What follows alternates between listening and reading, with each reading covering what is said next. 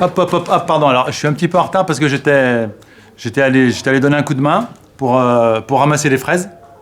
Maman, si tu nous regardes. Donc, oui, parce qu'on a besoin de nous pour ramasser des fraises. Ah! Donc, au soleil, je suis allé jusqu'à Séville.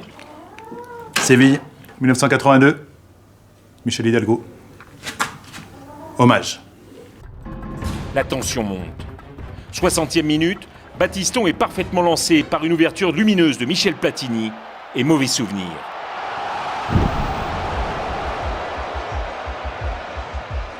Patrick Battiston est évacué et l'arbitre M. Corver, qui ordonne une simple remise en jeu, signe là la plus grande injustice d'arbitrage de l'histoire de la Coupe du Monde.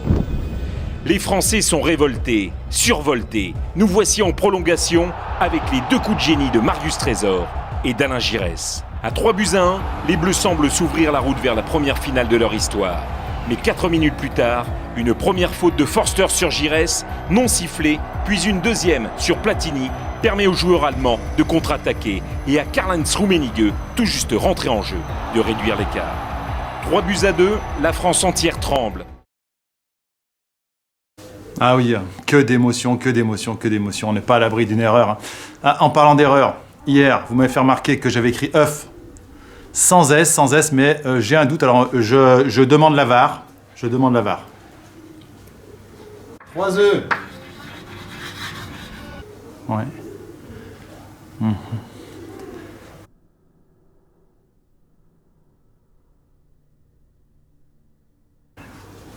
Ah, mea culpa, vous aviez raison. Ça arrive à tout le monde. Bon, bah cette fois-ci, c'est bon. Ah, excusez-moi. Oh là là. Oula. Sur Océlie, oui. Oui, très bien. Merci, monsieur. Oui, j'arrive. Merci. Tout de suite. C'est monsieur Rosselli. Je peux aller au collège. J'ai mon autorisation et tout. Je vais aller vous chercher un peu de matériel parce que j'ai plus de batterie sur la caméra, c'est idiot. Et j'ai pas le câble. Et puis, j'ai pas d'instrument de géométrie. Bon, à tout de suite.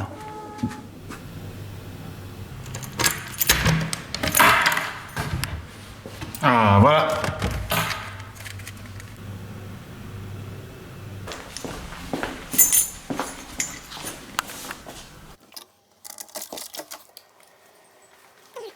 Et ça, c'est parti.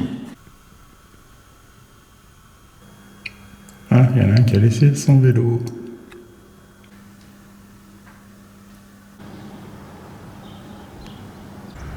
Bon, là, je vais porter le courrier à Jean.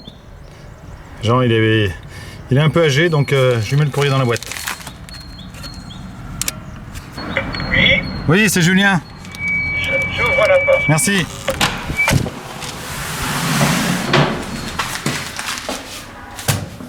Et voilà.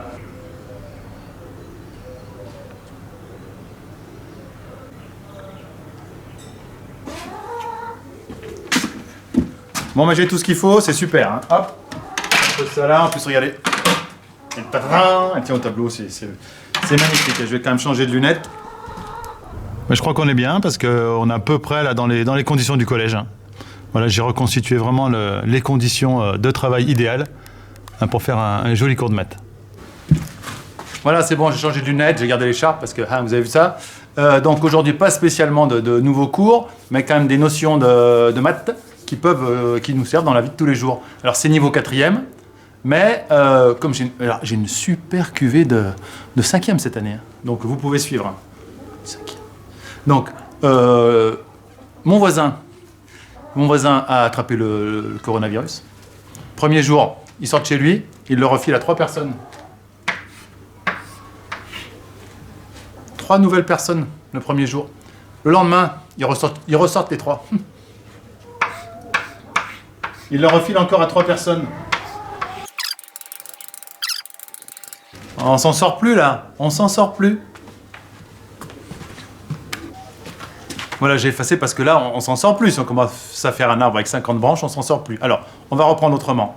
Le jour 1, c'est le jour 1. Le jour 1, 3 personnes l'attrapent. Le jour 2, 3 qui le refilent à 3 personnes. Ça en fait 9 qui l'attrapent. Etc.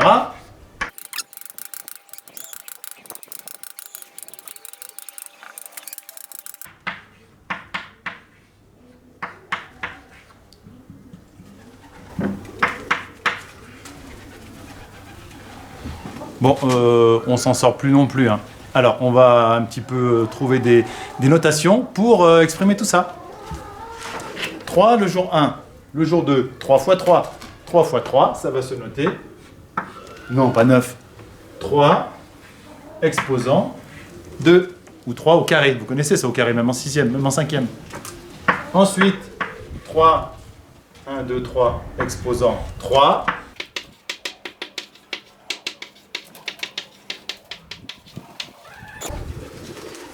Voilà. Bah oui, après 15 jours, qu'est-ce qui se passe? Alors, après 15 jours, il se passe qu'on a 3, fois 3, fois 3, fois 3, fois 3. Oula, il y en a 15 de suite. Alors, on va noter 3, exposant 15. On prend sa calculatrice, et ou alors on se concentre comme moi. Oh, ça fait 14 348 907. Qu'il attrape le 15e jour, sans compter tous ceux d'avant. Donc, on reste chez soi. Ah, mais t'as ta calculette? Non, c'est mon petit frère qui l'a pris. Toi, t'as la tienne? Ouais, mais il n'y a plus de piles. Oh mince, de toute façon, il a même pas expliqué comment on faisait. Alors, comment fait-on? Avec la calculette, vous avez la touche X, avec un petit carré noir à côté, pour l'exposant. Ou X, Y, ou, sur les anciens modèles, ce petit chapeau. Voilà. Donc, par exemple, pour 3 exposant 15, vous mettez le 3, le 15, hop, égal, et ça vous donne le résultat. Oh, le bazar. Bon, allez, je vous les présente parce que... Bon, on m'a demandé de vous les présenter, donc les voilà, hein. Les 2 poules. Hop, on leur donne un petit peu à manger. Tic, tic, tic. Bon, ça mange bien. Alors, normalement, elles me font 2 œufs par jour. Comme ça fait 3 jours. Hop. Oh, bah, impeccable. Impeccable. Bravo. Voilà, les présentations sont faites. Deuxième exercice. On va faire un peu de géométrie. Alors, le maçon qui se demande si son mur est bien perpendiculaire au sol. C'est quand même important, hein.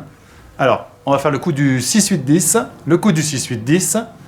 On mesure, on prend un repère de 8 décimètres sur le sol. Hop. On prend un repère de 6 décimètres sur le mur. Hop. Les maçons, de toute façon, ils ont toujours un mètre sur eux. Hein. Et au pire, si on a une ficelle qui fait la bonne taille, ça marche. Et on va relier ces 2 points. Bon, c'est même pas la peine de relier. Hein. L'important, c'est de mesurer combien il y a entre ces 2 points. Entre ces 2 points, il y a pile 10 décimètres. Donc, le mur est bien en angle droit par rapport au sol. T'as vu, il a même pas expliqué pourquoi. Alors, on explique. Ah oui, bien sûr. 6 décimètres, 6 x 6, 36. 8 décimètres, 8 x 8, 64. Et on a trouvé 10. 10 x 10, 100. 36 plus 64, ça fait bien 100. C'est la réciproque du théorème de... Oui! Ah, il y a des parents qui s'en souviennent bien de Pythagore, c'est bien. Je sens qu'à la fin de ce confinement, les parents, ils vont avoir grimpé au niveau scolaire, ça va être impressionnant. Hein. Ça aura servi à ça. Franchement, c'est pas la saison, achetez pas des fraises maintenant. Hein. C'est pas écolo du tout. Alors, je regarde... Oh! Et la vidéo, on en est à plus de 30 likes. Hein. Il en faut quand même une centaine pour que je mette un maillot de Lyon. Hein. Là, regardez, j'ai mis l'écharpe de Lyon. Mais non, c'est la chorale. Allez, chorale! Voilà. Ah, j'ai une petite demande aussi, là, j'ai une petite demande. On me dit, et la blague, la fameuse blague du cochon. Alors, est-ce que vous avez été sage? Bon, alors, c'est un gars, il a un cochon. Il a un cochon et un cochon qui sait compter. C'est en rapport avec... Donc, il va dans un cirque et il présente son cochon au directeur du cirque.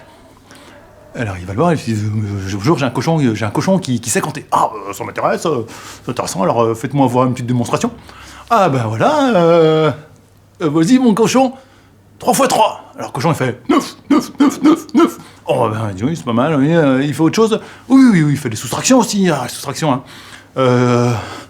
12 moins 3. 9, 9, 9, 9, 9. Ah oui, d'accord, je vois le truc. Ah non, mais attendez. Il connaît les carrés. 3 au carré. 9, 9, 9, 9. Bon, d'accord, mais attendez. Il connaît aussi la division. La division. Alors, par exemple, 36 divisé par 4. 9, 9, 9, 9, 9, 9. Bon, le directeur est un petit peu dubitatif. Il dit bon, c'est bon, écoutez, c'est bon. J'ai compris le truc, non, ça, on va pas pouvoir le prendre. Regarde, par exemple, si je lui fais 2 x 4, alors le paysan lui met un grand coup de pied. Puis le cochon il fait. Et puis on va finir par un petit hommage parce que j'ai appris que le prince Charles était confiné. Donc Charles, on est tous avec toi. Hommage. Allez, portez-vous bien et surtout, gardez la patate. Bon, sinon ce soir, épinard.